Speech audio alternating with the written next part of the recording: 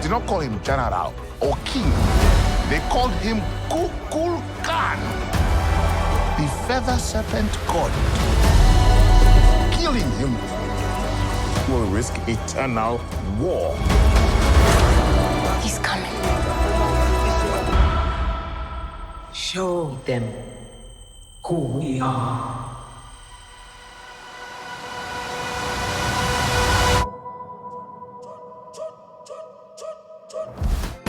You're watching BlackTree on TV. It is a special day. It is a day that everything will go your way. Ay, Today is ay, the day that ay. you were born. Ay, It's a birthday. ay. You're not going on. It's your birthday. Yeah. It's your birthday. It's today? No, next week Monday. Okay. He's just early. All right. I mean, let's start with you, Letitia. I mean, first, great film. Thank you. Thank you. For both of you guys. But I seen you looking at the action figures. And you're such an influential woman. I remember watching Rocky and wanting to be a fighter. But I feel like young people are watching you and wanting to get more into technology and this character. Do you feel that influence? And have you delved outside of this film to like spread that?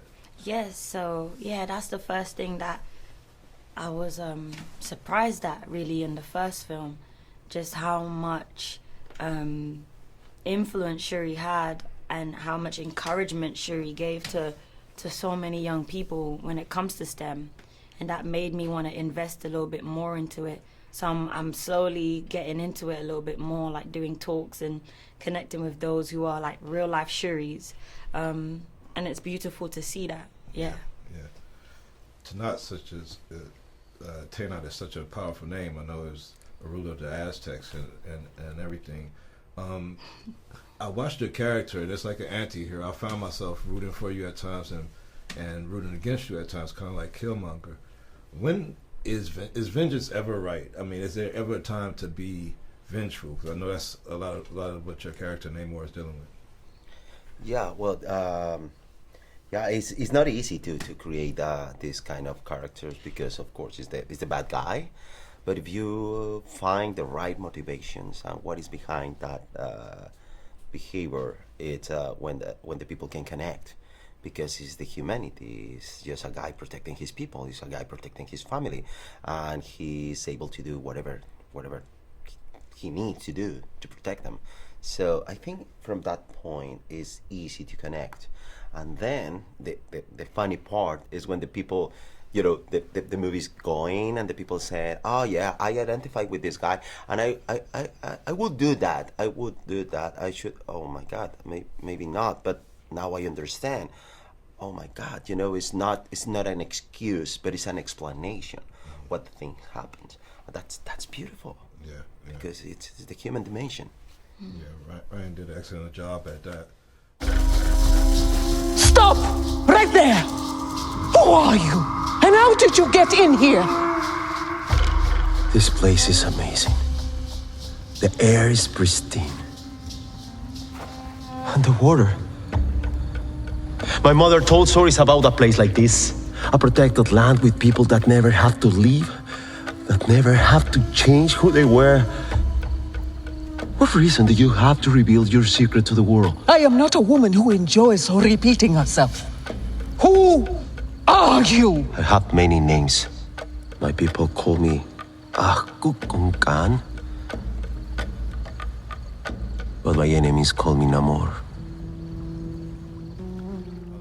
There's so much pain on screen and off screen in this movie. How did the cast harness all of those emotions to bring up? Because there's so many powerful dialogues. I mean, Angela Bassett, and there's so many. Yeah. How did you harness all of those emotions to perform together as a family? I guess just tapping into the truth of the reality of what we were going through. You know, we had lost our brother, and we were struggling with that. You know, how do we move forward? And these scenes were almost kind of like therapeutic. These scenes were a way for us to express the things that we didn't get to say to him, didn't get to say to T'Challa as the characters, but also as us knowing Chad. So it was just for us to come together as a family, come together with the love that we have for him and pour it all out onto the screen and leave nothing behind. So many people were excited about Black Panther from the Black community. when it released, and for Wakanda Forever also. I wonder how excited is Mexico to have this huge. I mean, because Namor is it's going to be one of the top villains in the MCU history so far. Yeah. I mean, how excited do you feel the vibrations coming from Mexico for this movie?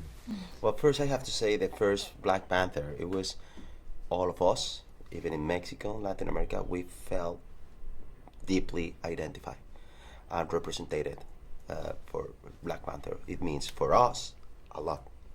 So I should say that. And then I'm receiving a lot of good things from the people in Mexico and Latin America, Mexican Americans, and all the Latin Americans they are living in Mexico, in the United States. So I think the people is embracing the character, and it's like a cultural thing, like a cultural affirmation. That's beautiful, and that's really, really powerful. Great job, guys. Thank you. Happy birthday again. Thank you so much. Good to you. see you as always. Always. Love you, bro. Thank you.